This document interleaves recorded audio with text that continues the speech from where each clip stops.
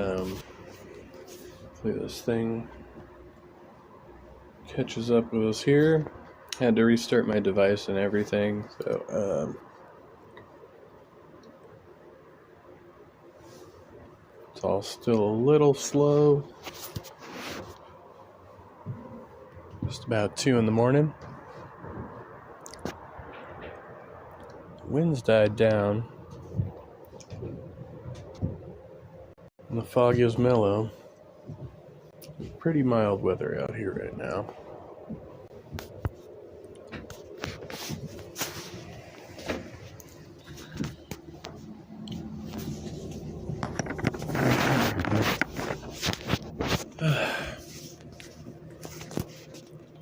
Alright, I want to finish this video because we got so deep into it. Oh, so this is the same... At least the thumbnail he's using is for the same debate that he had previously been reviewing. Slaves in your basement, just like there ain't no slaves in my... It's the same, no, it's the same guy, Cliff, but that's from Modern Day Debate, so that's not the same one from Cliff's channel that he was reviewing previously, so... Your honey's basement. You ain't got no prostitutes down there. Okay? Aisha ain't down in your basement at 9 years old. Waiting for your Muslim... Yeah, prison went wild on me again. Welcome back, Nerdy Road. ...to molest her. You go home to your wife and your family just like Matt goes home to his wife and his family. But they want you to believe that you're somebody else because of that one word. I am a Christian. I am the righteousness and the workmanship of Jesus Christ. Or Willie, welcome back. Hello. In good works and holiness. And all authority has been given to us through Jesus Christ. We shall judge all things, but yet we ourselves are not judged by anybody. And this is what they hate about us. Because at the end of the day, unless they really think that they won the debate, it's like going to the last Pittsburgh Steelers game. They've been... And I don't hate Christians. I just, I think you guys, believe in a silly, mystical man in the sky belief. Hey, Danielberry Sports Highlights. Welcome back. Good to see you. Losing all year, and they lost another one. The best today. It's really, it's pretty self-serving too. Like, I think there are certain Christians, who kind of take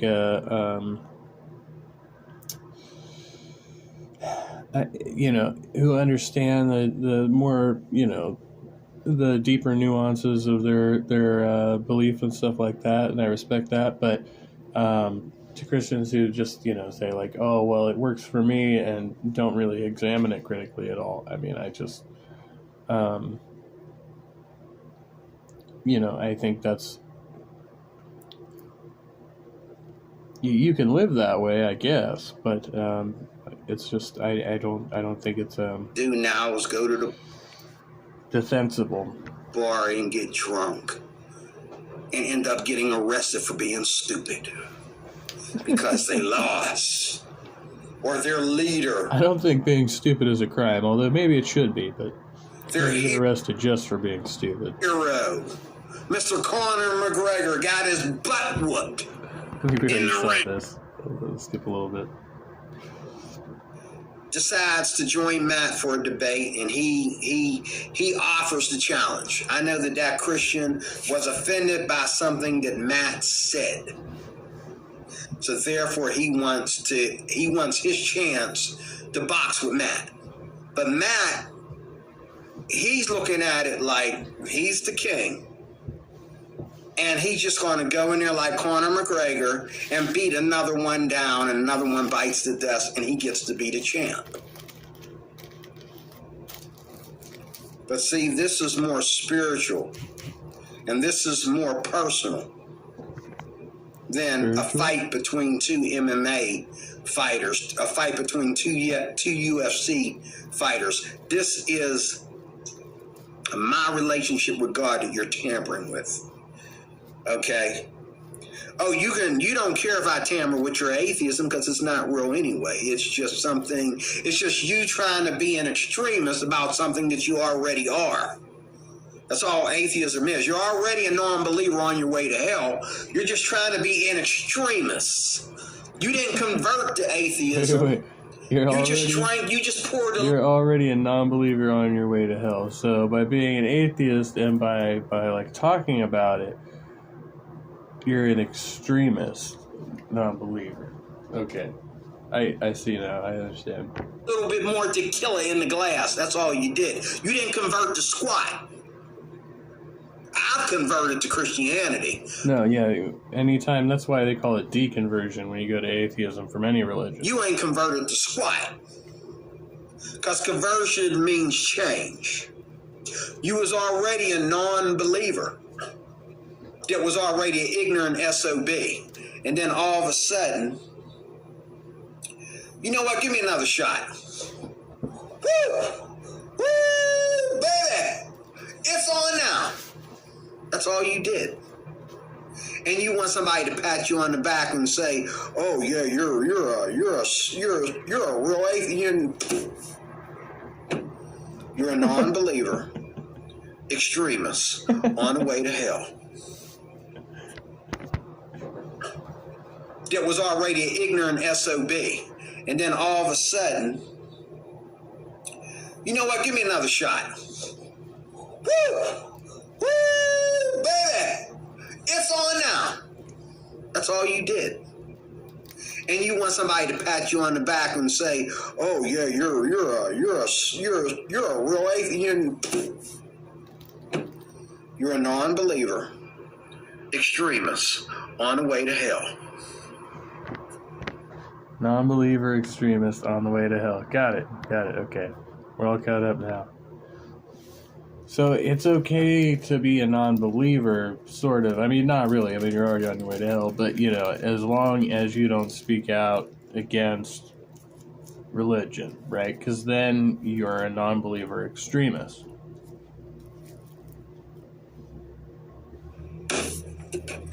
Okay? And one of these days, when you stand before God, okay, there's not going to be an opening statement. It's going to go straight to the closing remarks. And while Matt goes running his mouth, God's going to say, do I know you? Security, do I know you? Go back out the way you came in here. I don't know you. What have you done for me that I know you? Oh, yeah, you're right. You don't belong in here, dude. You ain't, no, we don't debate. I'm running a courtroom in this one. I'm running this courtroom. This is my courtroom. This is my moderator. Forget the opening remarks. We're going down to the closing. I won, you lost, go to hell. Depart from me because I never knew you.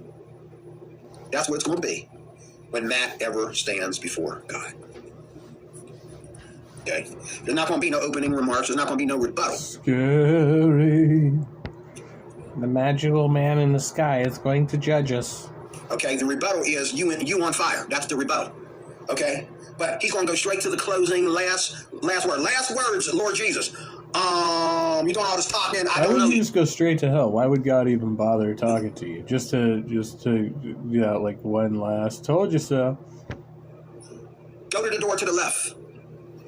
That's all I can tell you. I don't know you. Who are you? Oh, okay. Whatever that is. Okay. Security, show him where the door to the left is. That's what he's going to say. He's not going to argue with Matt or Aaron Raw or anybody. Once you die... I'd have a private security guard. How do you get that job? There's no more atheist debates. Once you die, there's no more, I'm converted to atheism. I'm a proud atheist. Just calm down and kill Christians. Not going to be no more of that. You are going to stand before God, and God's going to be like, judge you, like, what?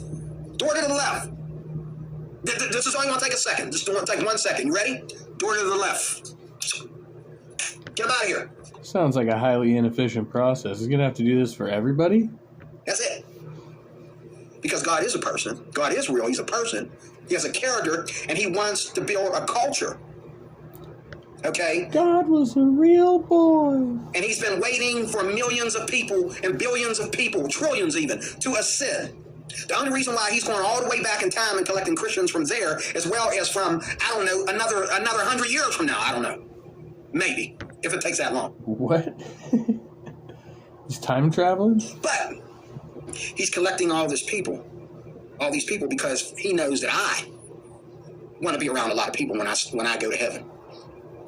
He's collecting a bunch of people because you want to be around a bunch of people when you go to heaven? And I've had the manifestation. Matt hates that word. Like to serve you personally? Manifestation from the Holy Spirit, and I've had the dreams. Those dreams did not come from eating meat or eating something I shouldn't have ate. Those dreams are entities speaking to me, and one of them entities is God. And I've had the dream of being in the heaven. Holy shit. That's kind of scary right there. He thinks that multiple entities are speaking to him in his dreams, and one of those entities is God. Place, and looking down the street, there's a lot of people in heaven. A lot of people in heaven. The problem is, they're only Christians. There's only two kinds of people in heaven. People that are innocent because they knew nothing about God. They've never been talked to about God. They've never...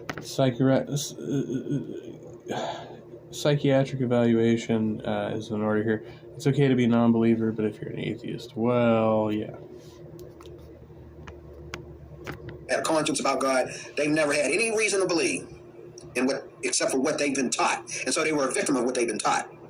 Okay? And they grew up, no sin in their life, no smoking, no drinking, no fornication. They just loved everybody, and they felt that as long as they cover up and just treat everybody with gold, like gold, how can God be, and they didn't know that they needed to be saved, but God understood that they're innocents. They didn't know that they needed to be saved, but they did know that they needed to be righteous, and they did know that it's for whatever they don't know. Don't act like you know when you really don't know. So,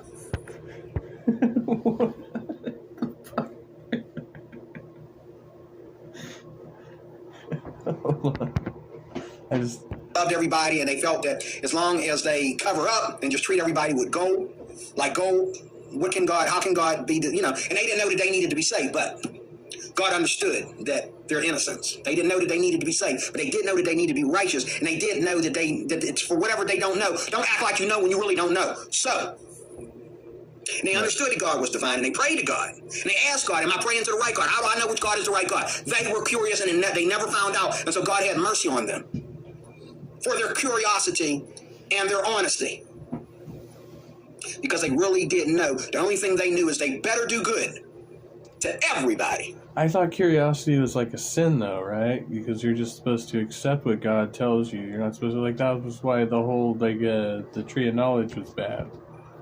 Regardless, they never mocked or laughed at anybody. Or told anybody that they don't know what they're talking about. The other... I don't know about that. People were Christians. Duh! I'm sorry. One of these days, I'm going to live in my utopia. You don't get a utopia. According to this, nobody gets a utopia but me. You don't get no utopia. You got to be saved, sanctified, and filled with the Holy Ghost. Wait, nobody gets a utopia but you? I thought all the Christians got the utopia. You get a utopia.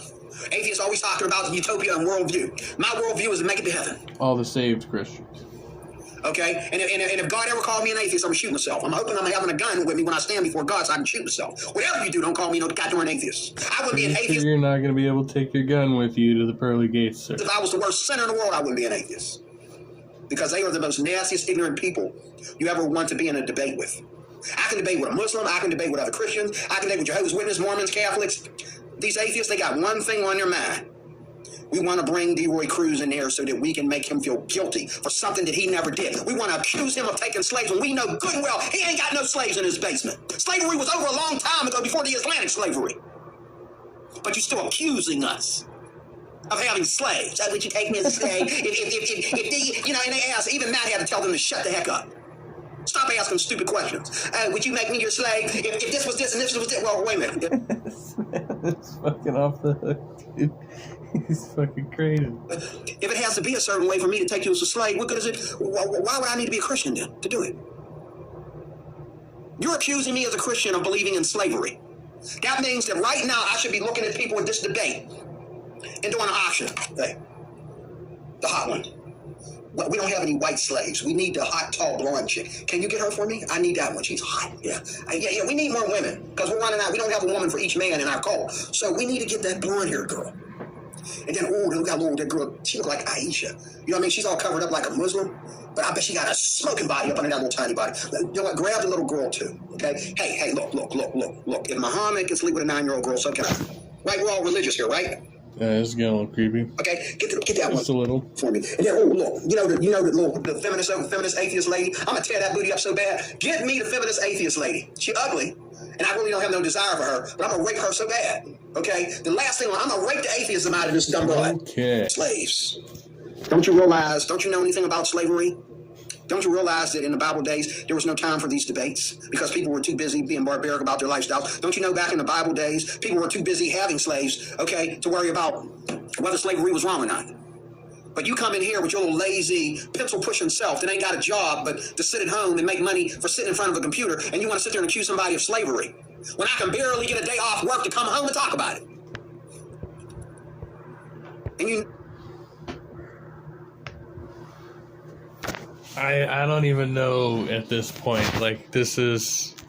I'm concerned. I'm concerned about, is it Dear Know better. This is why I won't debate with an atheist, because this is my last point. You do not have the spirit of anything righteous that I should debate with you.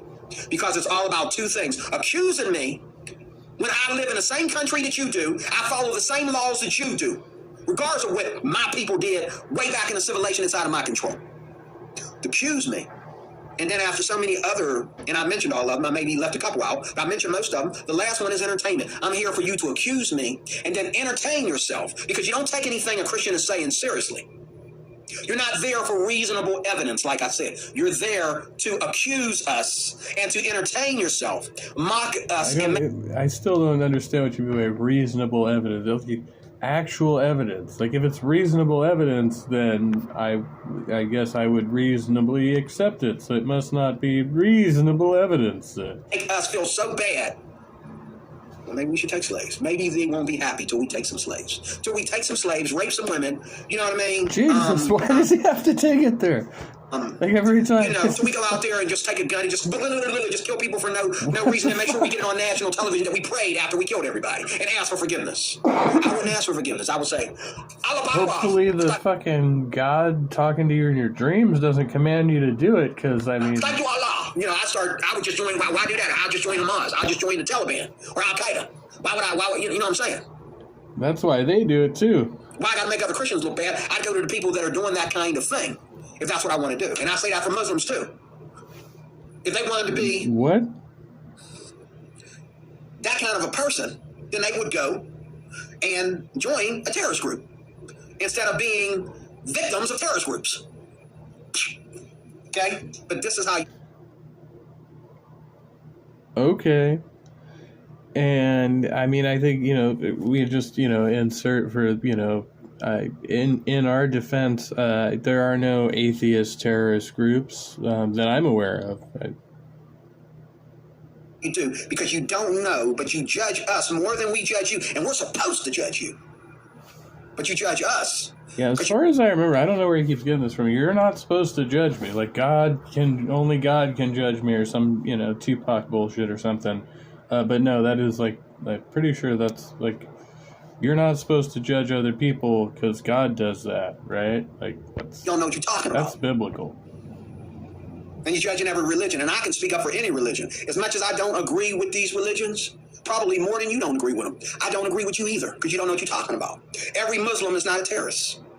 Every Mormon is not unknowing or understanding. Some Mormons know everything they need to know about both Bibles, as well as that Mormons are wrong.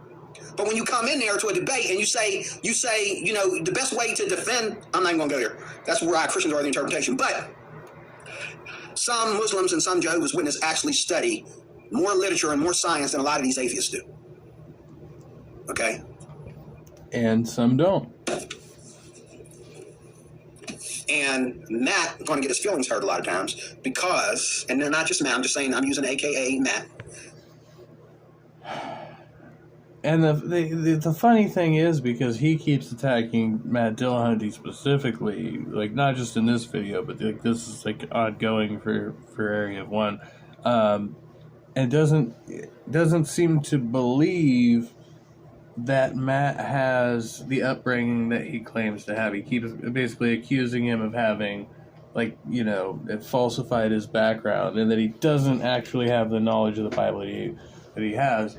But if you've ever watched him, like, he can cite biblical sources, you know, even, you know, recently, as far as I've seen, he can cite the Bible from memory, right? He doesn't actually have to look at the Bible.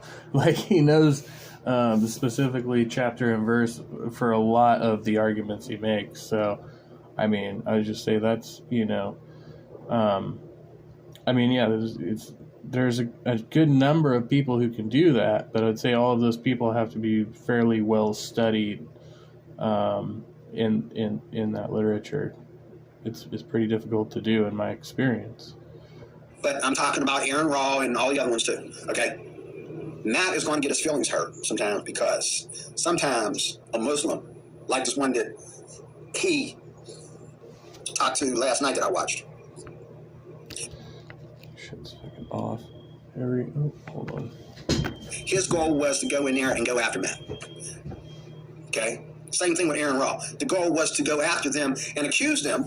And it worked like a true atheist. This Muslim went in there and accused Aaron Raw and everybody that agrees with him of being white supremacists. And he would not let go. What is this? And every JW does not knock on your door. Yeah. True that. And then Aaron Raw was so dumb, he would keep going back and saying things, and the guy would say, "See, you're a white supremacist, that's what I'm saying."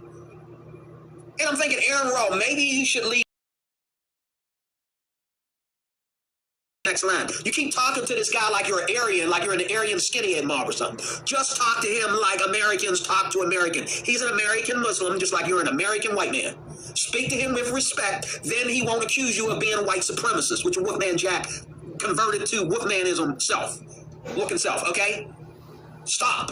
Just talk to the man normally. You start off your conversation with profanity when you know Muslims are against profanity even more than Christians are. You started your opening statement with profanity, name calling, and everything else. And he's sitting there like, okay, when it's my turn to talk, I'm going to hang him. And I'm going to call him a white supremacist, and I'm going to call him everything he sounds like. And I got to hand it to you, Aaron Raw. You, a lot of times, the way you talk, depending on who you're debating, you sound like a white supremacist. Just keep... Flow State stealing my show title again. No. There's no way he could have known. I just say great minds think alike. But that was going to be my title for a show. Well, night before last now. If I had done one. Of course I didn't. I was saying something about this the other day in like formal debate. Like in academia, it's more common. In the YouTube sphere, people are a lot more lax about it. And some of these debates are just like trash fires from the get-go, right? But yeah, you notice a lot more of these tactics being used to like kind of, you know, stir the shit pot and try to elicit emotional response from your interlocutor, using these various tactics. And there's just no subtlety about it. I mean, it's pretty gross.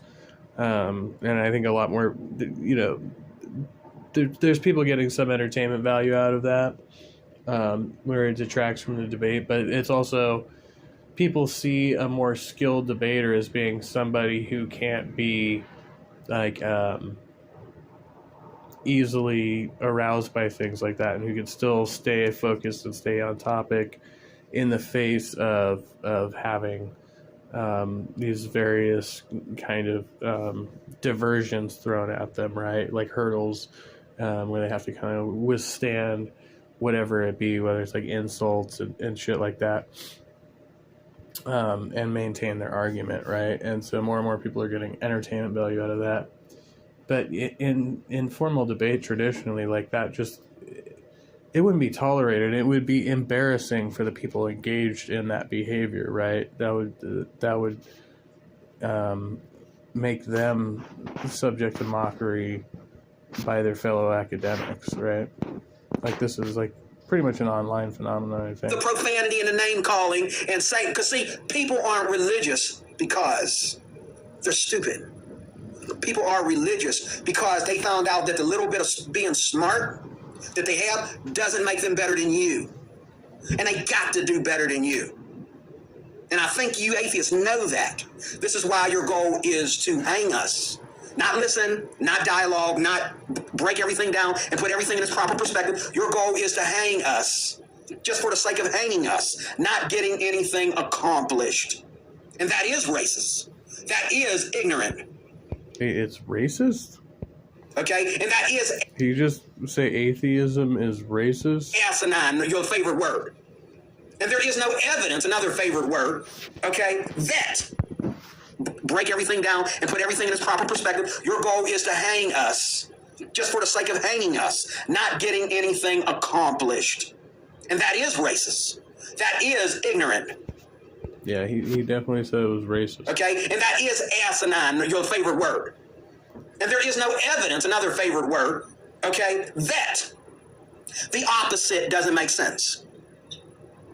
Because everybody believes. Matt Dillahunty believes in things that provoke him to take care of snakes. And he goes crazy about his snakes. Matt Dillahunty believes in things that have caused him to do magic, another one of his favorite things to do. Maybe if you got off of magic a little bit, Dillahunty, and started facing reality, you would believe in that some things are more real, okay, than magic tricks. The fuck you talking about, bro? Yeah, like, it's just saying that everybody believes in something doesn't mean that everybody believes in God. Okay, but nevertheless, you are what you accuse us of. You're asinine. Okay, you're doing circles around the point. Okay, you was doing circles around the point when you started with the atheist experience, Matt. How many people have I heard get on there and try to talk about? You say, well, how do you say there's no evidence for God? Let me tell you what evidence for God is. You know, that's not evidence. Who said? It's evidence for him. It's evidence for me.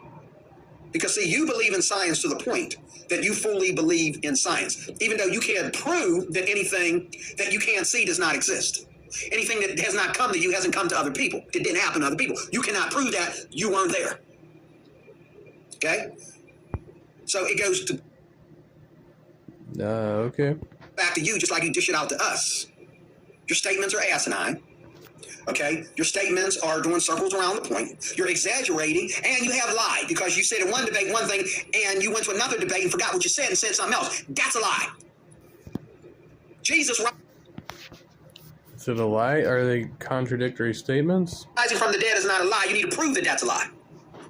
And don't accuse me of lying it because I read it here. It's in here. Do I need to open this and show you where it's at? I read it in here. But you, when you say one thing in one debate, then when they say, well, Matt, at your last debate, you said such and such and such, and now you're claiming that you didn't say that, do I need to go and show you where you said it? You were lying, Matt. This is why I would never do an atheist debate, because they are not the right subjects to debate with. And I'm saying publicly, I can sit down with anybody in a place where I guess it depends on the topic of the debate. Would be, the right subject, the right person to debate with would depend upon the topic of the debate. And be at Starbucks and have a cup of coffee and talk about this without yelling at each other. And because maybe your intended audience. we respect each other's right to be different, and we respect the law of agreeing to disagree. We agree to disagree before we even sit down for coffee, because I'm an atheist, or I'm a Christian, you're an atheist. So, of course we disagree. We don't need to argue about whether we disagree or not, because we claim there's two different people. Well, that's just, that's what I was saying before I ended the last stream. It's it's kind of a given, right? If you're in a debate, you're already agreeing to disagree, and you're going to argue about the topic of disagreement. That's what a debate is, right? And, ideally, this should be done, it's like sex, with informed and willing and enthusiastic participants, of adult age. So therefore, but when you go to a debate, it's like you really think you're Conor McGregor, and you really, really think I'm John Jones with my little short self. And you really, really, really think you're going to beat me. Okay? With cutting off all circulation. so that I cannot get my point across, and then cutting off your own understanding because you refuse to understand what I'm saying for the sake of your audience, for the sake of your followers. Yeah, choking somebody out, that's a valid combat tactic, okay. Yeah. And then in the middle of it and at the end, it's all about entertainment. And it's like the Christians trying to figure out, why are we here? But see, when I go to somebody, I don't answer for myself, I answer for my faith. Interesting, because the Christian is trying to figure out why are we here, but the Christian is also the person in the debate who's claiming to know the answer to that question. You make me answer for myself, I'm going to unzip my pants. You understand what I'm saying? Don't make me answer for myself. Make me... Wait, did he say he was going to unzip his pants? What's he talking about? Good night, Cher. Thanks for coming by. Answer for my faith. Because me, I'm a filthy, dirty pornographer. Okay? You want to get into it with me, I might want to get butt naked before we do that, before we get to that part of the debate. What the fuck? You might want me to take my clothes off and do a little dance for you, do a little rain dance for you or something. Ask where does he get this shit from? Just out of left field. Now he's gonna me about the faith. Okay? And then don't accuse me of nothing. Because if you got handcuffs for me,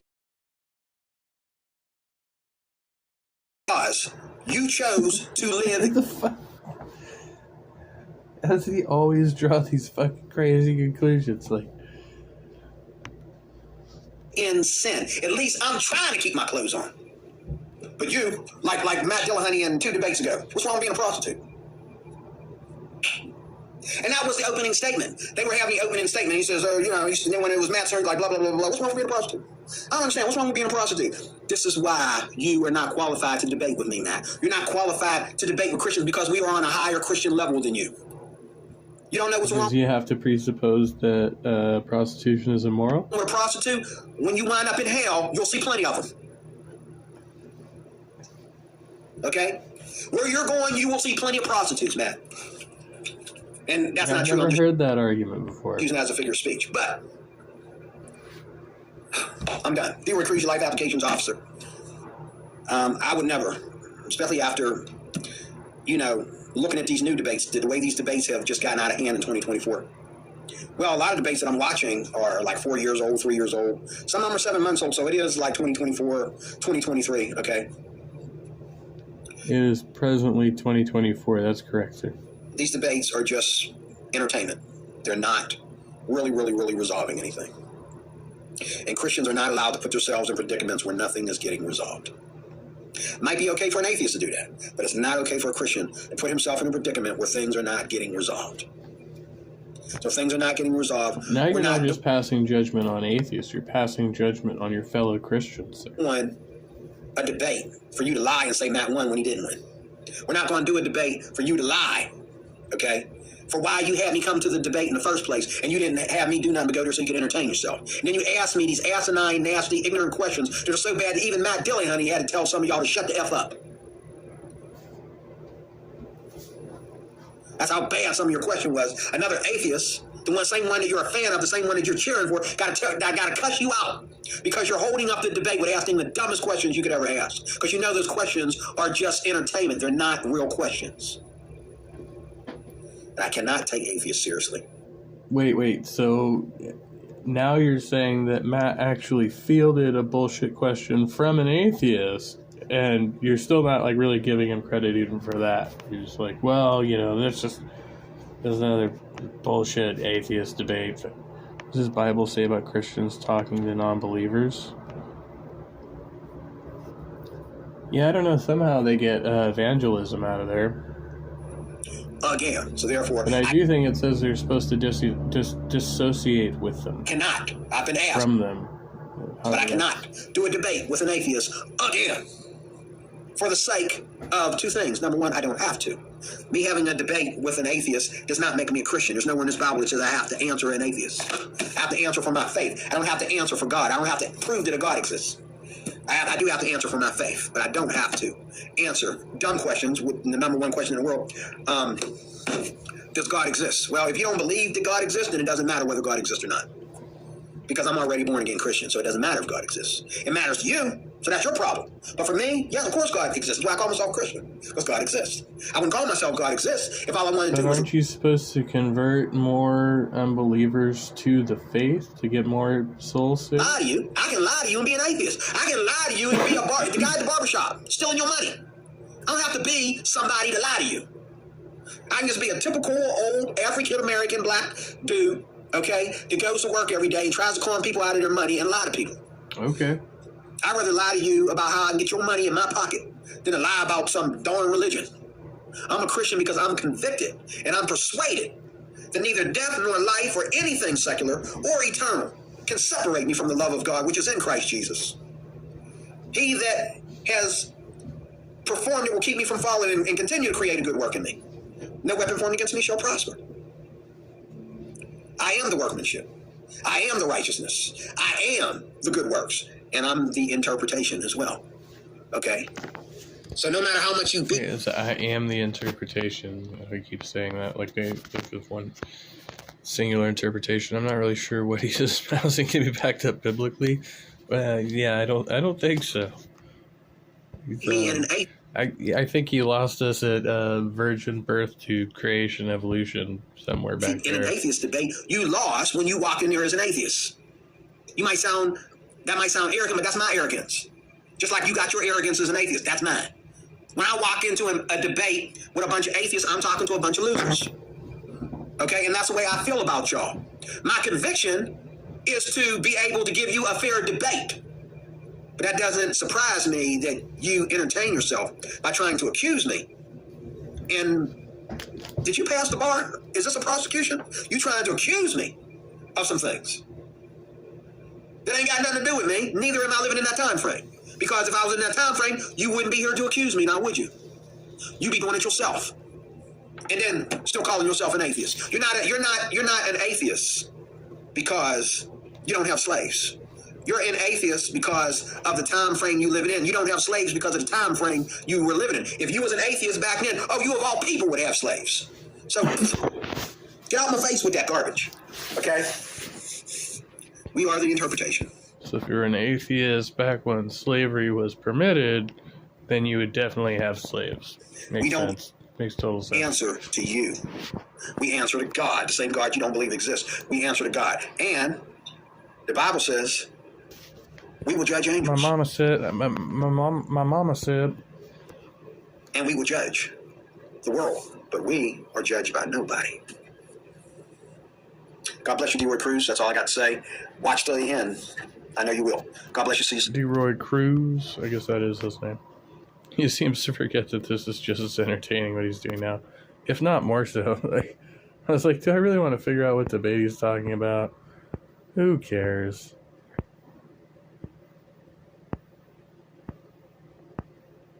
Is it still on?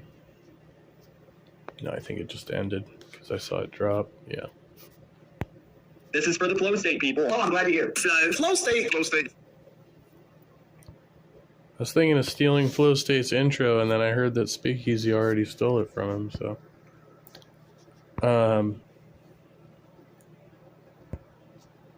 I'm scared to do too much of this, but I was watching this earlier and cracking the fuck up. At some point, you've got Gail reading. You know, so.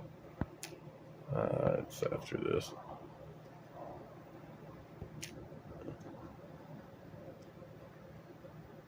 Reading some audiobook she wrote. This is some of the craziest shit I've heard in a while. Yeah, I know too. Killing us in darkness. She's in, I said. Now we just need to follow this map. I pulled out my iPad, which contained the digital map of the underground tunnel system. The patrons whipped out their flashlights as we began making our way through the sewer system. Drops of water tickled rhythmically down from the ceiling, while our shoes cracked wetly across the lightly flooded floor. Every tiny sound echoed all around us. Our surroundings were so dark, so isolated, and so empty, it seemed instinctual to just remain quiet. I had to admit, even armed with our weapons. This place was very creepy. I think we were all starting to feel it. My ears pricked as I heard a strange, faint sound coming from the darkness. It sounded like friction, as if someone were vigorously rubbing their hands together. I listened closely and looked around at my team, trying to figure out if the sound was coming from any of them. Do you hear that? Akasha whispered. That's when I realized it wasn't any of us. I heard it too, Rogaldorn replied. The group grew quiet, each of us straining to listen closely. Kek, kek, kek, kek, kek. What was that? Brad whispered.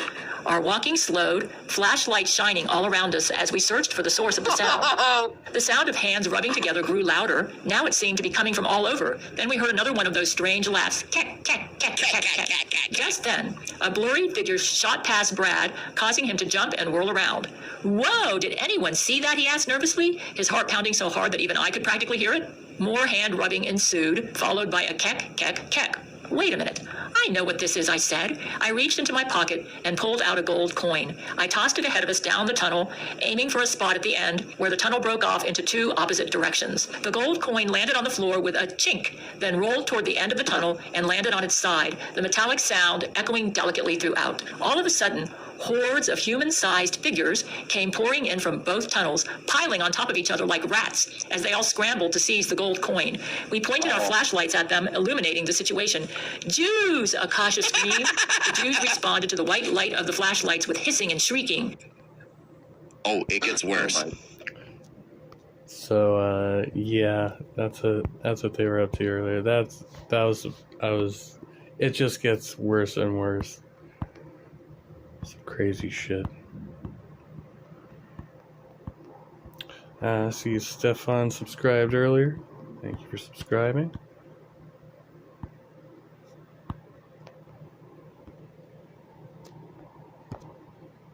I believe the Catholic Church is true, but, like, I don't really, like...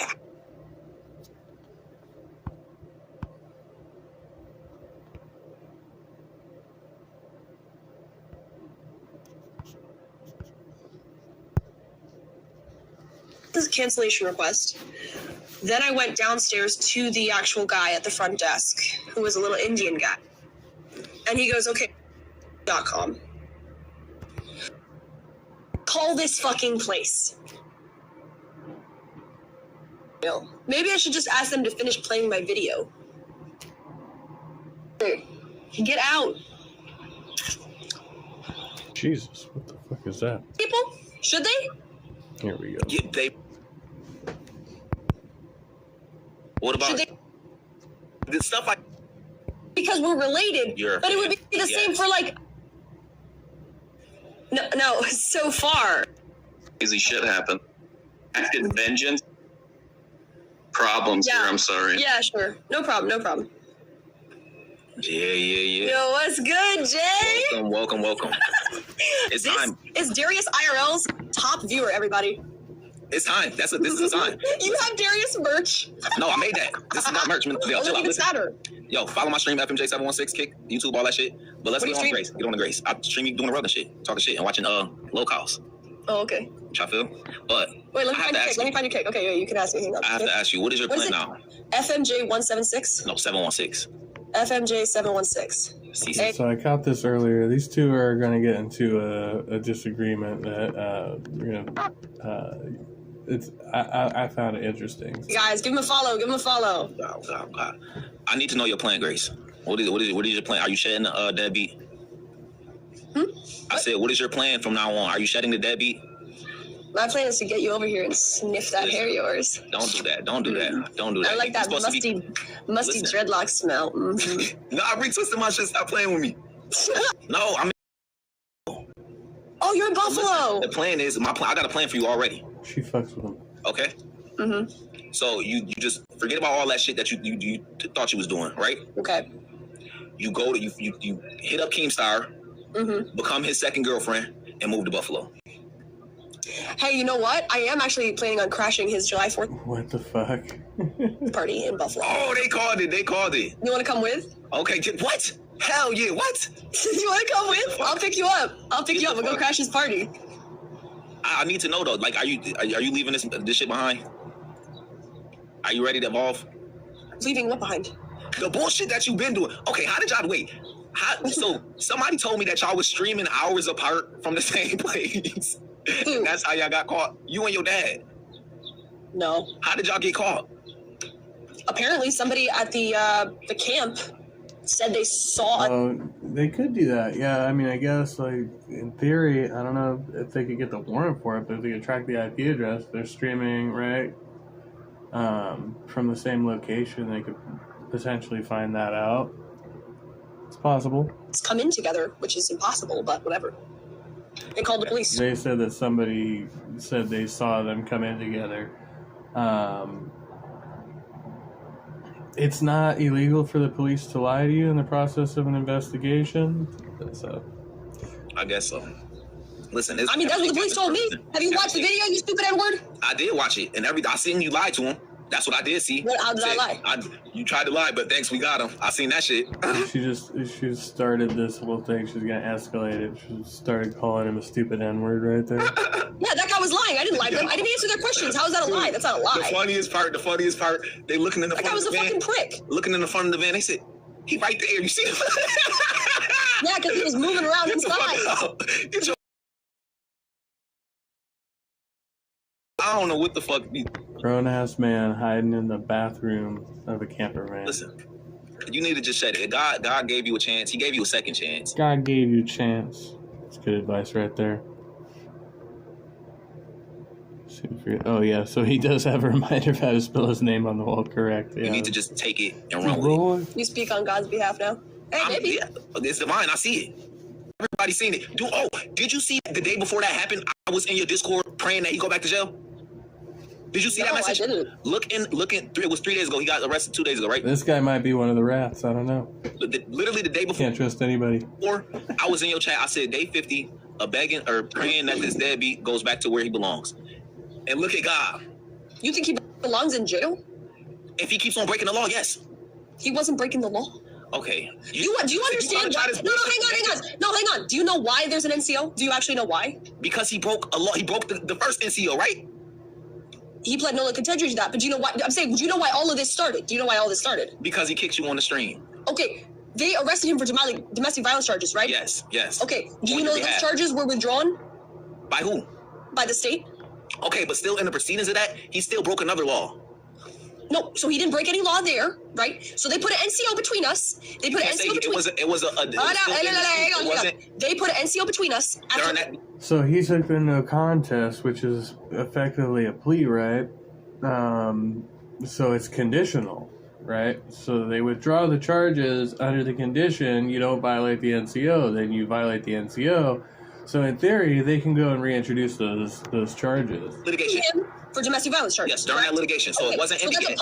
That's a punishment for something that they later withdrew. He didn't do it. They're saying we're not pursuing. We're not pursuing saying that he did this, right? So the NCO was a punishment for that. They caught him going on a walk with me. They arrested him for violating the punishment for something that they withdrew. Okay, and then as a punishment for that, they put a 1-year NCO between us. You really expect a parent and child to not talk to each other for a year just because you fucking said so? Because the original reason that you put this in there was because of a charge that you withdrew? Well, you're not a child per se. I mean, yeah, you're one of his children, but you are an adult, so. Yes, how does that make any sense? Because it was not withdrawn by the time he broke the fucking no contact order, and it wasn't a punishment. That is a stipulation. You're right. It wasn't withdrawn before that. You're right. That's part of the litigation, and he broke that. He broke that law. That's like me saying that's literally you contact. So yeah, it wasn't withdrawn at the time, so he broke it before. If you'd been able to wait long enough until the charge was withdrawn, you might not be going through any of the shit in the first place, right? But Okay, but let me ask you a question. Do you think that it's fair to say that he can't talk to me because they arrested him for a charge? Hang on, because they arrested him for a charge that they later withdrew. Do you think it's fair to put on a 1-year no contact order because of something that they charged him with that they withdrew the charges for? I think it's very much fair. You think that's fair? Within this litigation, till we figure out what's going on with this domestic abuse shit, stay away from the victim. And he could not follow that. So even if I say no, you have no say. You're not the one prosecuting him. It's him against the state. Yeah, but I'm the victim, right? But I'm the victim. It's him against the state, not him against you. They're prosecuting him. They're arresting him. You don't have the wherewithal to press charges. You don't have. You don't need that. maybe calling your judgment because he definitely broke the law. He assaulted you, but you No, he feel didn't. like No, he didn't break the law. He was unlawfully arrested. we all watched him kick you. It's not against the law to shove somebody. Yes, it's it not is. against the law. No, it isn't. know what If I came assault over is? there and shoved you right now, it wouldn't be against the law. Yes, it would be. Not if you said I'm okay with it. Remember when your But you favorite understand streamer that the Darius? familial- Do you remember when your favorite? Please consent to assault. Like, I guess, I mean, well, yeah, you do it like in any type of contact sport, right?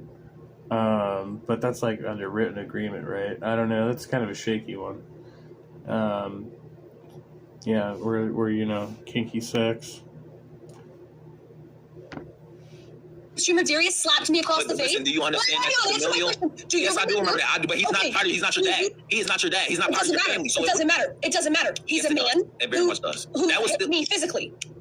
But he is not a part of your family. So It you doesn't said that was matter. okay. That takes away the aspect that I said it was okay for Exactly, Darius. but I him also being your said father- physical violence with my dad is okay. Light physical violence on stream. I've slapped him on stream before. But him being your father takes that away. You can't consent That's to that. He's your not father. true. I can That is consent to anything with my father. I could say, you can have my money, or I'll take whatever. I'll take money from you. I'll give you a car. You give me a car. We're both adults. The only reason domestic is added in there is because we're related. You're a But it would be the family, same for like a married couple or But whatever. it is not. You are not the same level of adult. It's not like playing it both ways, too, because it's your parent. But then you're using this, but we're both adults. So, I don't know. It's like the whole, they're using the incest laws there, too, Do which is, you understand that concept? Like, No, I don't. I don't know. We're both raised adults you. legally. We're both adults legally. It doesn't matter. legally, It doesn't he matter. is your parent still. No matter how old, Yeah, no that's matter true. what, Legally. you will always have something. Like, what are you talking? It is common sense. And that's literally why the stuff like this. Exactly why, for domestic abuse cases, they don't ask for the victim to press charges because your judgment is clouded. Okay, so the This is your state is family. my daddy. The state is my daddy. The state The state is decides. your- Yeah. Same with domestic cases and other like SA cases. Protector, yes. sometimes. The state decides whether I am in trouble, not me. The What state is decides. the best for your safety? Yes.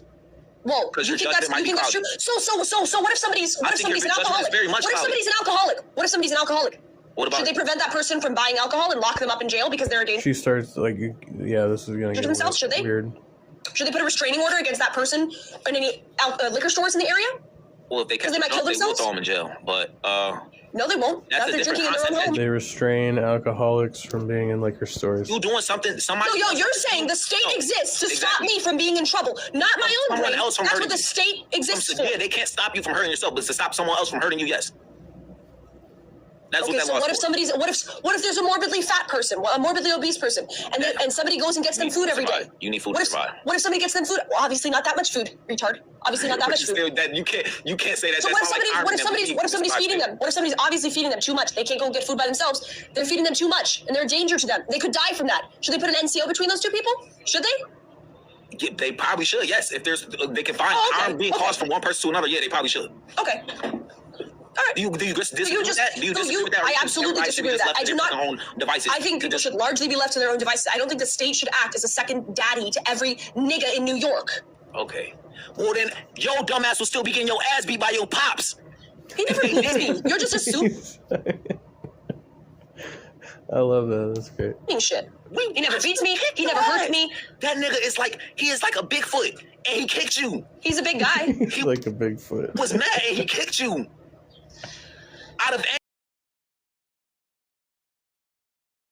Video. I'm not gonna play it, but yeah, you can find it out there. angry. I Did disagree. I not? Yes. Did I? Okay, so why I did he kick you? disagree. You know, it's not like it's not super scary, but you could see he's he's definitely ticked off, and he just like a rag dolls her off the edge of the bed. Incoming. Did he kick you to play up the joke, or why did he kick you? Because he seems Trigger very serious. stupid idiots like you to trigger you. That's I why. think he was triggered, and he acted on his emotions like a bitch. So you think he should go to jail? Yes, he messed up. He acted on his emotion like a bitch, and he should be reprimanded for it. Yes. Okay. I think well, he should Like a bitch. been in jail for hitting you. okay, so then Darius should be in jail too. No, that is a different concept. He's not your father. And like Oh, you said, okay. you agreed to it. You just said you agreed to it. Yeah, I agree to it with both of them. They're But both he's adult not men. your dad. I agree to both of them. But you can't. That wouldn't be abuse. Answer the That question. wouldn't be abuse. Answer the It wouldn't be question. abuse. Answer the It question. wouldn't Can be I agree to abuse from Darius? It won't be abuse. Okay, but they both did the same thing, except Darius hit me much harder. but you agree to it. So Neither have a good legal issue, but ethically speaking, I mean, yeah, I think in some sense you can agree to abuse. There's gonna be a couple things involved, in platforming, whether or not YouTube's going to tolerate its content as a secondary issue, right? And then there's the issue of whether or not it's psychologically healthy for you to engage in that behavior. And then somebody could say, if you're engaged in that behavior, maybe you're not of sound mind. Then they would have to investigate you and your mental fitness to be able to consent to this activity, right? As an adult. So I think that's really the stage you're at, right? But that's aside from the issue that Ben's facing, where he violated this no contact order. I know the way this works. It's so that's all essentially on him. And the fucked up thing is, as the victim, if Grace is in any way kind of guilt tripping him or trying to persuade him to violate that order, she's not really going to face much consequence at this stage, right? It's going to be all on him. And she could be like, oh, come on, and I could totally see that being the situation. But I don't know from the dynamic. I mean, dude's kind of a fucking weird control freak too, so I could see him doing it without her persuasion. Yeah, but I also agreed to it from my dad. you can't agree to it from your dad. I can't agree to have physical contact with my dad on stream. No. Okay, you're just being ridiculous.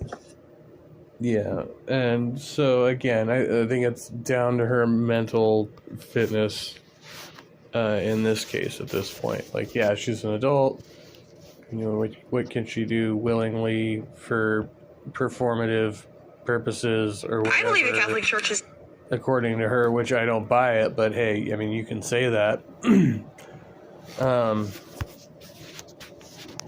I don't know. Interesting case. And then she enters a panel and immediately starts race baiting a few minutes later. But very importantly for our game theory world, what language also allows you to do is lie. That whole business from 2 days ago, in human language, there's that arbitrariness. There's a dissociation between the message and the messenger. It's not like dogs that have to put the lid on their fear pheromones by tucking their tail. What you have is the capacity to lie. And of course, running off from that, a whole world of evolutionary strategizing. Pertinent to that, there's a huge disproportionate share of neurons in the motor system devoted to facial expressions and mouth coordination and all that kind of world. A really good thing, if you plan to lie, is to be able to have good control over your facial expressions. Finally, formal game theory models showing when you have pairs of individuals playing against each other, when you allow the emergence of communication between two of the players versus not in the other group, you immediately, no surprise, have them getting a big advantage. If you allow them semanticity, to have words that they can communicate, that is advantageous, that improves outcome. Even better is if you allow semanticity and structure, syntax, grammar, so that they can have more complex communication. All of those wind up being things that facilitate winning in game theory settings.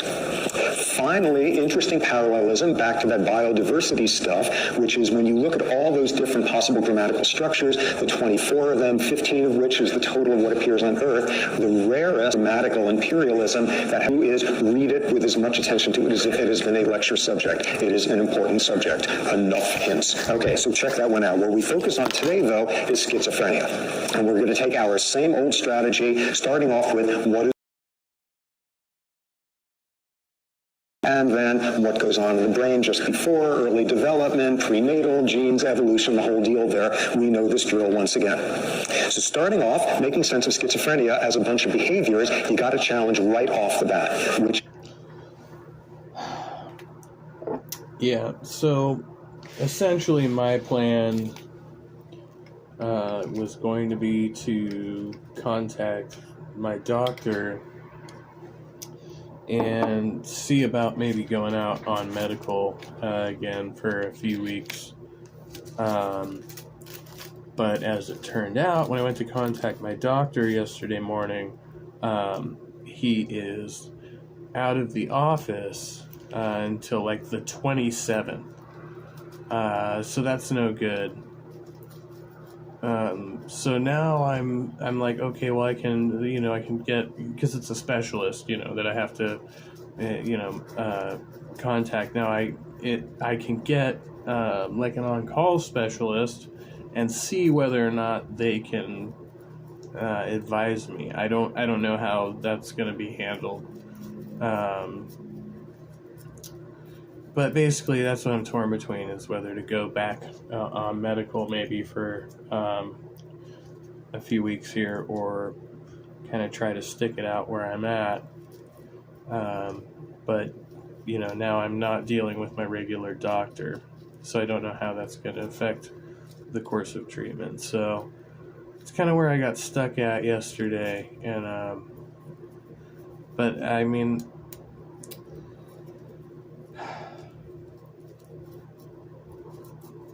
I was hoping to get it resolved today, but it looks like maybe if it gets pushed out to next week, it's not the end of the world.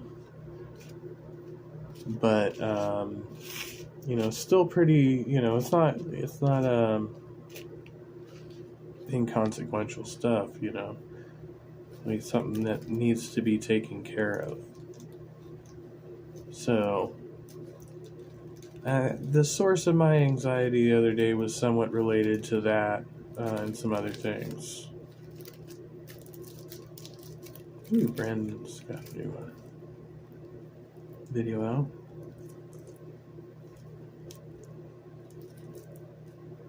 So I'm kind of relatively calm right now. But yeah, I've kind of been having just these like moments of where I get, I get, stuck in these certain types of loops. And,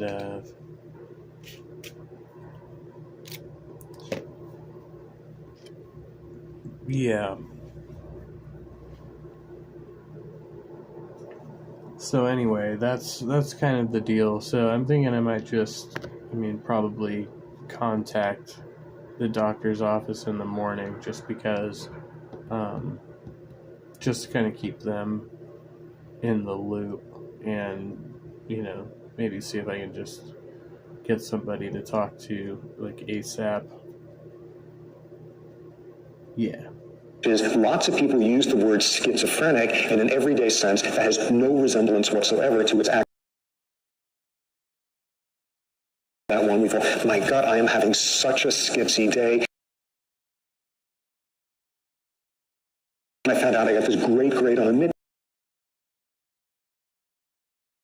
Well, God, what a schizoid day I'm having. No resemblance to how the term's actually used. That's not any sort of real term in psychiatry, whatever the schitsy days are that we all experience now and then. Schizophrenia is something else. On the most technical level, schizophrenia is a disease of people where when you start talking to them, within 2 or 3 sentences, you realize there's something strange with their thinking. On the most fundamental level, that's what the disease is. Okay, obviously far more precise than that. Schizophrenia, disease of thought disorder, disease of inappropriate emotion, disease of inappropriate attribution of things, and what you'll see is this is not just some sort of generic craziness in the way that word means nothing whatsoever. There are typical structures to the ways in which things are not working right in the behavior of schizophrenics, which we'll hear about in a bit. Part of what begins to bring that across is the obvious fact that there's no way that schizophrenia is just one disease, because there's all sorts of subtypes. It is a bunch of heterogeneous diseases. You have a subtype paranoid schizophrenia, where what it's all about is thought disorder built around a sense of persecution. You have catatonic schizophrenia, where the person is in a frozen state, immobile for long periods of time. You have schizoaffective disorders, which is kind of a mixture of schizophrenia and depression disorders. It's not just one disease. So the whole sort of array different subtypes and others. This is just the first broad overpass. So beginning to make sense of the disease. What it is, above all else, is a disease of cognitive abnormalities, of abnormal sequential thought. And the term that's given for it is loose associations. All of us can tell a story where we have a pretty good ability to put it sequentially and have the facts go in a way where it will make sense to any other listener. You do not see this in schizophrenics. Sequential thinking is greatly impaired. And instead of having logical sequences of information that they give, things tangent all over the place, bouncing around all over, where in retrospect, you can kind of see how they might have gotten from A to Z, although most people would have gone from A to B at that point. The tangential thinking being another term for it, the loose associations. So what do you wind up seeing there? You get schizophrenics, for example, who get terribly confused in a sentence, whether when they are hearing sentence to separate out whether they're talking about a dog or they're talking... I think this is like confused sometimes with spectrum disordered thinking, like where it's not out of ordered thinking, right, exhibited by schizophrenics, but with people on the spectrum, they will just skip the steps, right? So they will just skip parts, B through F and skip straight to G or whatever. About an occupation, because they slip back and forth between the two. Confusion between being a caddy, someone who golf, whatever, in which they can't hold on to the sequential logic, and instead there's just this tangenting, getting caught up in the loose associations. You're talking about a boxer. If you're schizophrenic, you're talking about a particular boxer, you follow that sport, whatever, and suddenly you're expressing an opinion about how that person would do in a ring against a St. Bernard. And you're often talking about dogs from there, just getting caught by a loose association between the sound of the word and its multiple meanings, going off the tracks on that. So the loose... Oh, okay, yeah, that's the loose association. Associations. Next, you have a consistent one with abstraction. All of us have a pretty good intuitive sense when someone is telling us a story. Is this meant to be literal reporting of events in a sequential way? Is this meant to be a parable? Is this meant to be a somewhat secondhand through the grapevine story? We have a very good sense of how concrete or how abstract the information that we're getting is. Schizophrenics are terrible at that. They have no intuition to get the right level of abstraction.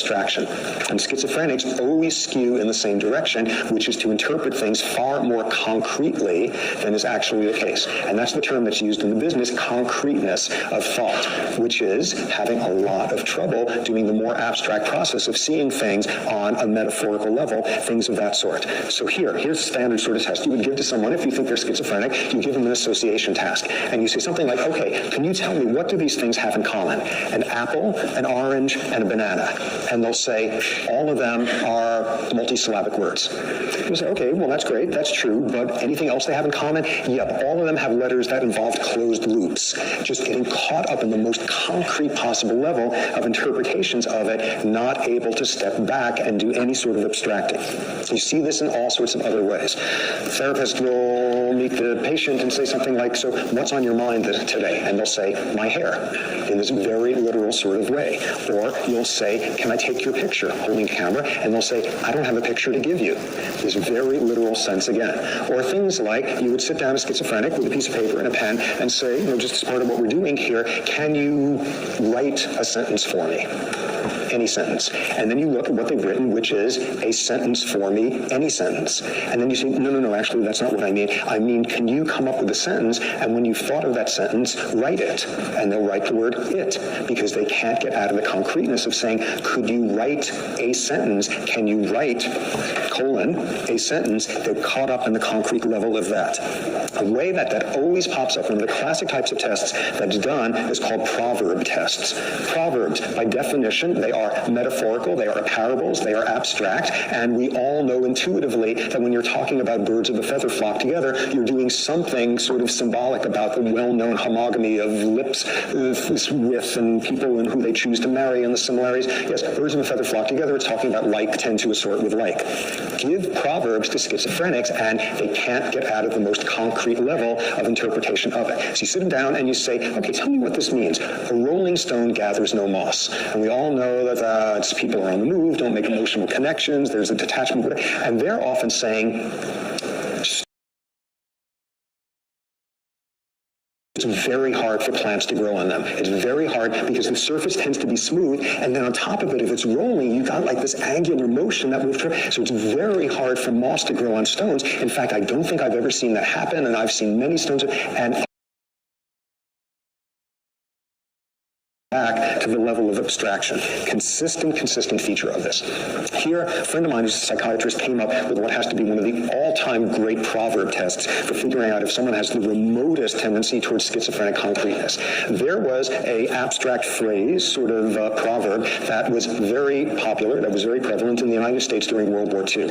It was up on posters and all the post offices, places like that, and it was a way of abstractly telling people, be careful the information you put in letters that you were sending off to loved ones who were off at war, because it may inadvertently wind up in the wrong hands and could carry information that could be extremely damaging to the war effort. Okay, do people know what it is? Loose lips sink ships. Loose lips sink ships, wonderfully abstract notion. Try sitting down a schizophrenic and saying, what does it mean when you say loose lips sink ships? And suddenly there's this imagery of ships being capsized by big lips coming out of the water and things of that sort, because it can only be dealt with on the very concrete level. What else? More symptomatology. Delusions. Belief in things that cannot be. Belief in having participated in historical events that cannot be. You're sitting there interviewing a schizophrenic and they suddenly say, have you heard of the Great Wall of China? And you will say, well, yes, in fact, I have. And they'll say, my idea. My idea. The generals came to me at night with a map and I said, this is where it goes. This is probably not what happened. Delusional thought, inserting yourself conversations with people who no longer exist. Related to that is the paranoia, which of course is most florid in paranoid schizophrenia, but it is a frequent theme. What do apples, oranges, and bananas have in common? They're all wired for sound. If the fruit is listening to you, this makes for a rather disquieting life. And almost certainly it has something to do with if the world is making so little sense to you, it is a world that is very threatening. Along with that, most famously perhaps with hallucination. Shh, did you hear that? I think the fruits were listening to us. Schizophrenia is you get hallucinations. Those are the defining features. Somebody is trying to figure out if somebody in an emergency room has come in with some sort of schizophrenic type disorder and hear that the person is hearing voices, and that pretty much nails down the diagnosis. For reasons that are very poorly understood, the vast majority of hallucinations are auditory. However, there's also Now, it can be important to note at a time like this, because I myself, I reflect sometimes and I think, am I schizophrenic? But no, a lot of these things can be attributed to other, stuff or whatever, and, it's not, don't self-diagnose yourself on the internet. It's not good. Sorts of notions with that. One great theory coming from our own Patrick House, given 2 years ago, which is you get auditory hallucinations more often than visual ones because we're more accustomed to visual stuff and the reflections, things of that sort. We are more vulnerable towards sounds not making sense. The vast majority of hallucinations in schizophrenia are auditory hallucinations. And when we see in a little while what the neurochemist just random splatters of noise and random visual dots and all of that. Instead, they're structured. They have content. People hear voices rather than random sound. People see very structured hallucinations, sufficiently so that researchers can even do studies as to which are the most common voices heard by schizophrenics. And no surprise, in Western cultures forever and ever, the number one voice on the hit parade is that of Jesus. The number two voice, Satan. The number three, typically whoever is the head of state in the country at that point. It's structured to that extent that you can publish papers about what the hallucinations are like. There's all sorts of structure sort of underneath. It is not just disordered thought, it's loose associations and tangenting and concreteness and structured hallucinations. What else? Another feature of these schizophrenic symptoms is social withdrawal. And schizophrenia, everybody thinks of as a disease of abnormal thought. It is a disease of abnormal social affiliation. And you look at a schizophrenic in, some village in who knows where in the Amazon or in Bloomington, Indiana, and this is going to be someone who is somewhat ostracized and socially disconnected, very much alone. It is not just a disease of disordered thought. More and more people are realizing the core with schizophrenia is the disordered thought. The standard view has always been to hone in on the most florid feature of the disease. Schizophrenia is the disease where you hallucinate, where you hear voices. And the vast majority of the neuropharmacology research that's been done out there on the disease is meant to go and cure the hallucinations. But far less responsive to any of the drugs are the tangenting thought, the concreteness, the loose associations. More and more people thinking that that's really the core of what the disease is about. A couple more features of it, which is the whole world of the social withdrawal. Apathy. What we're beginning to see is a dichotomy in the business. Positive symptoms in schizophrenia, paranoia, thoughts, hallucination, all of that. Negative symptoms of schizophrenia, the absence of social connectedness, the absence of affect, a very flat, unexpressive style. Physiologically, you see some damping of autonomic nervous system in schizophrenic. So the positive and the negative symptoms of the disease. Okay.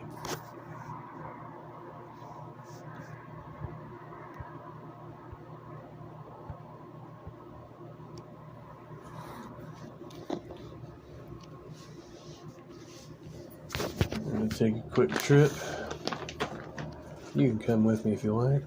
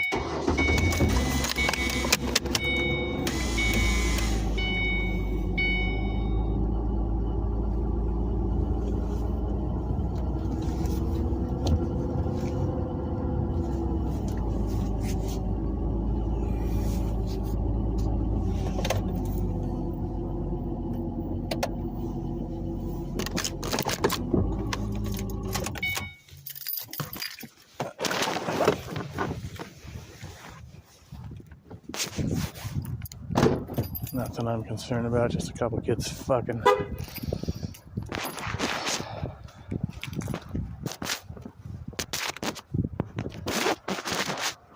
Last couple of features of it. One is the notion that, of course, schizophrenia has something to do with violence. Everybody knows that there is the scenario lurking out there that occurs endless number of times, which is you have some psychiatrically unstable individual turning out to have schizophrenia who winds up doing something horribly violent, the danger of schizophrenics cracking and going postal, and every now and then something like that happens. 20 years ago, there was a horrifying incident in Berkeley, a student there who was schizophrenic and probably should not have been there at the point because he was not well medicated. Something cracked, and he took a bunch of Berkeley students, women, hostage in a bar in Berkeley, did all sorts of horrific sexually abusive things there before he killed himself after killing a few of them. This is what happens when something like that occurs with a schizophrenic. Oh my God, so we've got all these people running around where that could be happening any second. Schizophrenics are far less dangerous than are normal individuals in society. The rates of violence are extremely low, with one exception, which is schizophrenics being violent in damaging themselves. Self-injury, a huge feature of schizophrenia, part of the delusions, part of the thought disorder, part of the despair, when every now and then your head clears enough to see what the rest of it is like. And there are even studies as to which are the most popular places in the body that are mutilated in schizophrenics. Genitals are top on the list, and going down from there. Horrific thing that... Well, that's depressing.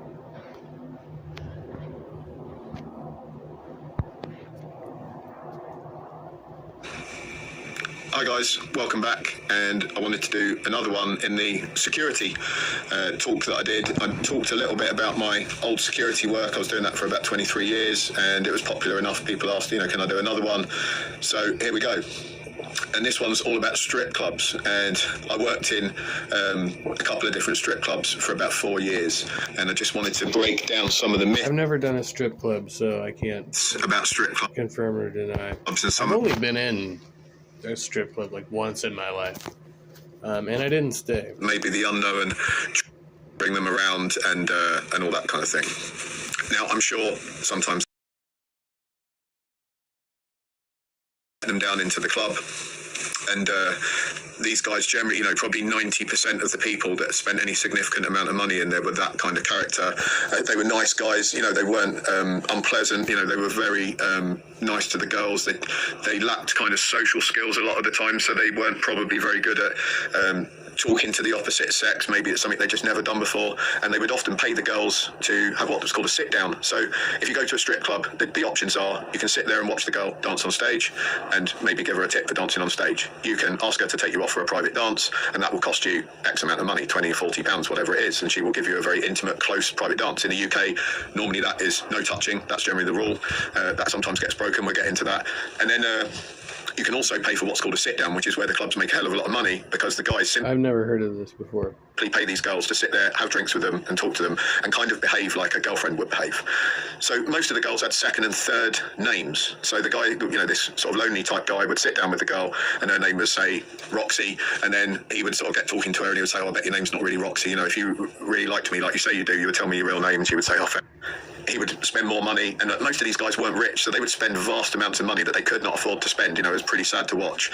And some of them cried on me on the way out. At the end of the night, they would say, I've spent all my rent money, I don't know what I'm going to do, I'm in love with this girl. And they would come back week after week after week after week, and they would continue doing the same thing. And in the end, some of them would find out, well, I don't think your name is Claire. I asked around the club, and some of the other girls said it wasn't. Then the third name comes out, well, actually, my name's Mary, and then the guy's happy again because he thinks he's really got to the truth this time. Actual date with this girl that they just wasted all their money, and that was the end of that. The girls were very, very good at taking money off of these guys like that, and certainly the power game there was in the hands of the girls taking the money. It was not in the hands of these guys. Probably some of them didn't, and therefore they weren't going to pay for female attention. They were there to chat up the girls, to show off, and to try and persuade the girls to leave with them or to spend time with them outside of the club. And maybe sometimes they would have a couple of dances, but that would generally be right at the end of the night when they kind of realised that not much else was happening, and they would get a dance. So then the other myth about strip clubs is that all the girls are absolutely gorgeous all the time, and they're really nice, and I was so lucky to work in there. That's what all my mates would say to me, oh, you're surrounded by all these gorgeous strippers all the time, it's like the dream job. And I maybe thought that the first week I was there, but believe me, it was not, because nerdy as well. When the club isn't operating, the girls are all in there and they've got no makeup on. They're all in their dressing gowns and like big pants, and they're like laying around with hot water bottles and stuff, and they're all moaning and they all complain, oh man, I've got period pains, my stomach's hurting, oh, I've had diarrhea all week. All these like girl gossip that I really didn't want to hear, that guys probably don't normally hear. And I was the only guy in the club, so I was like stuck with this host of like female gossip going on. all about their problems and the problems they'd had with their boyfriends during the week, and all their life problems and stuff, and then they would be arguing with each other and having a go at each other. So I remember it was a lot like that in healthcare, like with a lot of the nurses in that culture. Like you pretty much just like blend in as one of the girls. It's like, oh yeah, it's just the security guard. Not a erotic experience for me. Most of the time I was trying to like break up verbal arguments between all these girls. Then sometimes that would lead to actual fights between the girls. So a couple of times the girls would get so angry with each other because it was a this is our club, because they paid money to.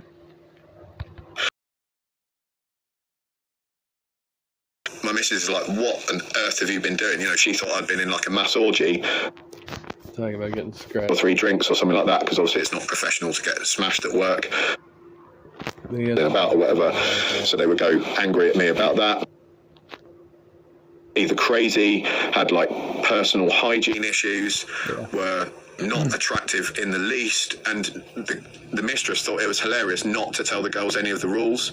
So I would be sat in this chair, and some girl that was not at all attractive to look at, which I'm not having a go at her about that, but not attractive, had BO, and then would be rubbing herself all over me because she thought that was what the club was all about, and of course the mistress and all the girls would be laughing their heads off behind me because they would find that absolutely hilarious. And I'm a bit of a germaphobe, so I used to absolutely hate it. And about having the mistress try out the new girls who had come in on him. The security guard is there to protect the clientele from the women as well. Thanks to Jesus. That's right, Jill. Welcome. The guy that owned the club eventually went into prison for various different issues, but he would come in and get absolutely smashed on brandy, and during this time the girls would then fleece him for every penny he had because he was quite rich. So if he was very drunk, the girls would all get as much money out of him as possible, doing dances and sort of sitting with him and just getting paid to sit with him basically while he would buy them all drinks. But he would then turn cranky because he couldn't handle his alcohol very well. So I remember, like on my last night at the club, he asked all the girls to make a contribution because I was leaving, and of course I'd worked with a lot of them for quite a few years, and I used to do favours for the girls, point customers in their direction and help them out with stuff and whatever, and go and get them drinks and go and get them food from down the road and whatever they wanted. So I was kind of their go-to for doing all this stuff. And a lot of the girls obviously wanted to give me a goodbye tip, because I've been there like quite a few years, and that was fine. But there was a few girls that didn't know me that well. They were quite new, and they didn't want to pay me a tip because they didn't really know who I was. They'd only just met me. So the owner of the club puts on a bit of paper on this big whiteboard at the end. So we're going to have a party, a leaving party, and he puts a line down the middle, and he writes all the girls' names down it, and then how much they've each given me in my card. And then on the other side, he's got these girls' names, and they haven't donated anything on the card. So the first thing he does, he says, Paul's leaving, we're all very sad about that, but if you look behind you, here's what everyone thinks about Paul, and those 3 girls that haven't donated any money, get your stuff and go. And he didn't say go, he said a much ruder version. And he basically sacked them on the spot, which I was begging him, saying, please don't do that, that's ridiculous, you don't need to do that. But he was... Yeah, that was pretty over the top. We fired him. I do remember doing the offices. We there was like a cards and stuff exchanged during holidays, and I remember one time having a couple people brought me gifts, and I wasn't expecting it, so I didn't bring them gifts, but they were generally like the higher paid people. So I don't know if it was necessarily expected that I would gift them back, but I did used to bring in like candies to the office every week, and I just kind of did that secretly. So like a couple people found out it was me, but I tried not to make a point to let people know it was me. Because I'd come in first, so every Thursday or whatever it was, I would just bring in a bowl of candy to the office. People were struggling with their backyard renovations until they found Hanso Home pergolas. Some people get quoted by their contractors. Grace and peace, everybody, and grace and peace. Hopefully you are having a fantastic Friday. I know I am. I was checking the traps this morning, and I found something. So guess what? You saw the thumbnail, you saw the title, you know what we're about to do, so let's get at it. I got to be consistent, everybody. I have to be. If I call out Fonnie Willis, if I call out Joe Biden, if I call out Alvin Bragg, I got to call out Trump as well. The church is off limits. It needs to be a big old sign, no politicking in the church. So I got to call them out. I got to. So Wednesday, Trump had... So this is from Dear Woke Christian. Trump stumps in a church, a few days old. A rally at Dream City Church in Arizona. Now, before you jump in there and jump all over my head, I understand that was on a Wednesday. That's not on the Lord's Day. They were just using the church. I totally get your point. I already know that you're going to say that. I knew it. Maybe a week. However, it's still inappropriate. I'm going to go on a limb and say that it's still inappropriate to do a political rally even. And though I think it was kind of neat that he did a town hall and he allowed people to ask questions, I thought that was kind of neat. Again, I don't think it needs to be done in Christ Church. It's really that easy. The church is off limits to politicians. That's just it. I don't even understand why we need to have an argument about this. So I said that if Biden did it, it's wrong. Fonnie and Nathan did it, it's wrong. All of that. I said that it's wrong for them to do it. It's wrong for Trump too. It's wrong. What do you think about that, Jill?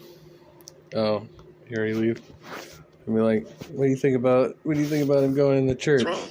And now, granted, I do believe that this is the church that had. Hold on one second. I do believe that this is a church that had Trump in it in 2016, I believe it was. Like they brought him up on stage to pray for him. I got problems with that too, but we can have that discussion on another show. But this right here is just an outright political rally. So there's no ifs, ands, or buts about what it is. It's an outright rally. And I think it's wrong to do this. Was it a liberal church? Probably so not. If let's look at it. Hear what you think about it. I'm not going to be super long. So let me mute us over here. Oh, yeah, I'm putting my hat on. Liberal compared to what? So people know who I am. All right. Let's get at it. Let's go. No offense, but if you still think stocks, real estate, or crypto are the best passive income investments in today's economy, because it represents the sun. It's exciting. All right, let's see this. You got thousands of people outside. Oh no, this is the longer one. I'm sorry, this is even longer. This is the full rally. We're not gonna do the full rally. No sir, no sir. I'll be right back. That was a typo. Sorry about that. I just wanted to bring in like a little snippet of it. Sorry about that. But it was like an hour and a half to be in the Lord's church, even though I probably have some doctrinal issues with Dream City Church. I probably have some doctrinal issues. I do think that having a rally in the church is going to be problematic, and it creates way more problems than it solves. So therefore, having it is not a good look. So let me, I have no idea why my clip disappeared. That's why I had that long one. That's what happened. All right, let's do this one right here. Sorry about that. So I do think that that's going to be problematic. So I would love to hear what you all think. You know, I'm trying to be consistent. I called out Fonnie because Fonnie stays in churches. Nathan Wade, he hasn't been in church, I'm sorry. Alvin Bragg was in a church, of course. We've seen Joe. Churches and such of that nature. So I want for Kamala is wrong for Nancy Pelosi is wrong for even people that I might ideologize. Yeah, well, I mean, so I agree, like, for political purposes, right? Like, for their own private purposes, if they're going to church for whatever reason they're going to church for, fine, that's still their right. But yeah, anytime there's a political agenda involved, but that's really like a church issue, right? And that's why, you know, as a Christian, you should be for church-state separation, right? Because that goes both ways, right? You want people politicizing your church. Let's just pull this in. We're going to just do this quick article then, because it will not allow me to download the link that I was looking at. That's what the problem was. So, appreciate you all stopping by this early in the morning. Conversation. All right, let's go have some fun. So, Arizona today. He's hosting a town hall right here in Phoenix. This will be his first public campaign appearance since a week ago when he was convicted on those felony counts in New York. Danielle Miller live from the Dream City Church near Cave Creek and Sweetwater. Well, good morning. This is where it is all happening here today. You can see the line is growing at this hour as people are waiting to get inside the church hours before that this event even starts here. So the town hall... Jesus. To the presumed Republican presidential nominee. Trump was actually scheduled to appear at the AZ GOP Freedom Fest here at Dream City Church back in late February, but he pulled out due to a court appearance in a defamation trial in New York Monday afternoon. So if you want to come back out here live to us, you can see the line continues to grow, stretching kind of around the corner here this morning. And it is a lot of people out here. We did talk to one woman. Her name is Nancy. She came all the way from Yuma, Arizona to make it here. She's been here since overnight. I'm so excited. This is a once-in-a-lifetime chance, you know, in history, so. Okay. Is it? And yeah, a lot of other people out here doing the same thing as Nancy. Once-in-a-lifetime chance for what? They are waiting in line, ready to get into the church here early this morning. We're told that the parking lot opens at 8 o'clock this morning, the doors to the church 10 o'clock, and the actual event is scheduled to kick off at 2 o'clock this afternoon. We'll have much more on this coming up on later editions of Fox 10, so stick with us all morning long as well as later on this evening. Guys, we'll send it back to you. In many ways, I love $29 donors more than I love those big, fat, beautiful $1 million donors.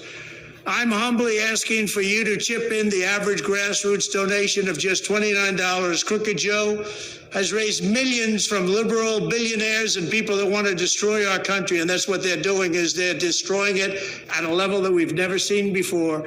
But I know with your support today, we will defeat them. We're leading in all of the polls, every single swing state. We're leading in the national polls. We're going to defeat this guy and turn our country around, make it stronger than ever before. And I'll tell you what, I couldn't do it without your support. Thank you very much. God bless you. He's like, as well as later on this evening. He's like one of these people selling shit on like fucking what's that? QVC or some shit. Like the Home Shopping Network. Like it's the most disingenuous fucking shit. Jesus. Holy shit, man. Hey, how can you take that seriously? $29. Guys, we'll send it back to you. All right, so that was the... It's a deadly cement mixer crash. Pops next on his fucking feed. I don't know why I find that funny. Person killed in a crash involving a number of vehicles. Oh my. All right, so that was it. That was just a summary of it, if you will. Somebody died. I'm sorry, that's terrible. It was kind of, it was enjoyable. But again, I don't think, and I want to say again, that the purpose of the church is not for politicians. The purpose of the church is to edify and build up the community of those who Christ has called out of the world, that they might become more like him. So I think, yeah, I would tend to, I would agree with that from a Christian perspective, if I were a Christian. I realize that, again, it was not on a Sunday. I realize that it was not on the Lord's Day or during a service and whatnot. And let's just be honest, that building is humongous, right? So I'm sure, and because they're friends of Trump and they support Trump, I'm sure they probably gave it to him at a deal in order to get this many people in. I understand all of those pragmatic things. However, the church is still off limits. The church, even though doctrinally I got some problems with Dream City Church, I would say the exact same thing if Stacey Abrams was doing a political rally at New Birth. I would say the same thing. I would say the exact same thing if some politician was here at North Point. The church should be off limits to politicians. What do you do with church's stance on a matter? Like, for example, this church seems to be very pro-Trump, which is perfectly fine with me. It seems like the membership probably is okay with it as well. But what about those members maybe that are not? Maybe you have independents. Maybe you do have Democrats. And be put on church discipline or something crazy like that. So I think that the church making a political stance does create more problems than it needs to in the long tail, in the long game. Having that is going to be a problem. So again, and hear me, I think Trump is comedic. I think the guy, hold on, I got to pull up one clip. No, I'm good.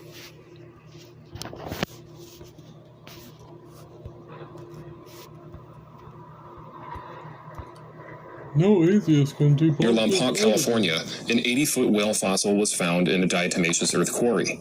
It was oriented vertically, standing on its tail, passing through millions of years of strata. Supposedly, rock layers on the Earth take millions of years to slowly accumulate, and Noah's flood could not have been what put these layers here. Well, if you have a whale, basic common sense will tell you if it's connecting all of these layers, then all of these layers are the same age. Because otherwise, if you had part of the whale getting submerged in these lower layers as they were slowly forming, the top part of the whale would have completely rotted off. It would have been eaten by critters and scavengers. The entire whale was... Or that particular formation used to be at the bottom of the ocean? Preserved from top to bottom.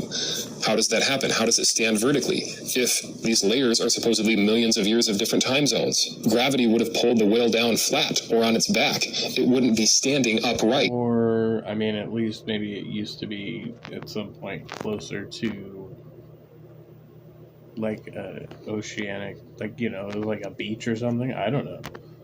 Where are we talking about? Millions of years of Lompoc? Geological accumulation. Oh yeah, well that is like a beach, isn't it? Of layers was what caused this fossil to come into existence. We also find trees that go through all of these different layers that connect all of this supposed geologic time. And what it shows is that all of these layers were laid down at the same time. How is a tree going to stand in the ground with sediments slowly forming around it for millions of years? Now, an objection that I've heard to this is that these trees were covered by little local floods. But what they won't mention is that many of these trees are found upside down. Trees do not grow upside down, folks. What obviously happened... They do. I've seen trees growing out of good bodies of water, too. ...was the tree was ripped out by a literal earthquake. It floated around in the water for some time. Trees growing out of rivers and all kinds of crazy shit. And then flipped upside down after that it became waterlogged, and it went into the silt. The sediment layers formed around it, and that's what makes the most logical sense when looking at these polystrata fossils. It's not that they were sitting there for millions of years of time, or that they got buried in local, small events. A tree is an organism just like any other biological organism in nature. It's all biodegradable material, and it will break down over time if not quickly protected. And those layers... What the fuck are you talking about? If it's... No. It's not going to break down if it's... It's going to break down if it dies, but if it doesn't die, it's going to... Like, that doesn't make any sense. Formed quickly around these trees and were thus able to protect the trees from decay and deterioration. Noah's flood is what going to decay if it's living. Caused all of these fossils to come into existence. If you're you understand how life works, going to assume that rock layers take millions of years to accumulate, that Noah's flood isn't what placed the whale there, then you have to explain how you get a vertical whale fossil that connects millions of years of supposed geologic time. I don't have... You have to explain that. The burden of proof is on an evolutionist and an atheist to explain why we find these fossils. So I wanted to take some time to present the case for creation. Near California, an 80-foot whale fossil was found in a diatomaceous earth quarry. Anyway, we'll get that later. Let me do it from here, I forgot. Oh my god. Look. Oh no, we lost our place.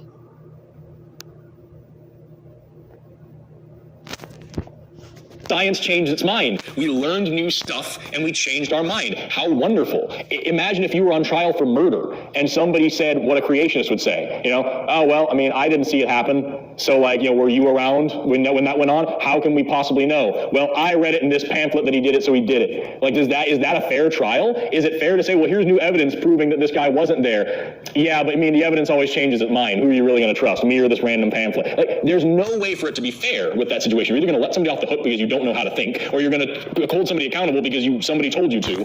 You're never going to have a fair and realistic trial unless you can move your mind with the evidence. And it's the same thing with science. All right, I gotta get out of here.